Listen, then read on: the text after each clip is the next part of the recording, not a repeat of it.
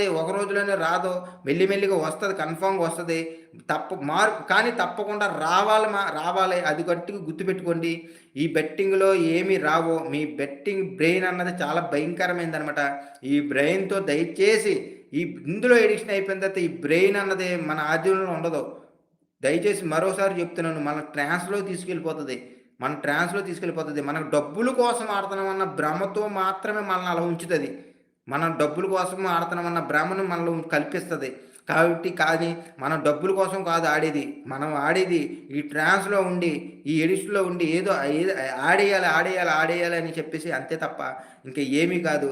కాబట్టి దయచేసి చేతులెత్తి మొక్కుతున్నాను. ఇప్పటి వరకు లైవ్‌లో ఎవరన్నా నాతో ఫాలో అయిన వాళ్ళు మీరు ఒకవేళ ఎడిక్షన్‌లో ఉంటే చిన్నోళ్ళో, పెద్దోళ్ళో నాకు తెలీదు గానీ ఇటువంటి ఊబులో మట్టికి రాకండి. దయచేసి డబ్బులుంటే హాయిగా కడుపు నిండా తినండి. బిర్యానీ తినండి. కుటుంబంతో తిరగండి. సినిమాలకెళ్ళండి. షికారులు చేయండి.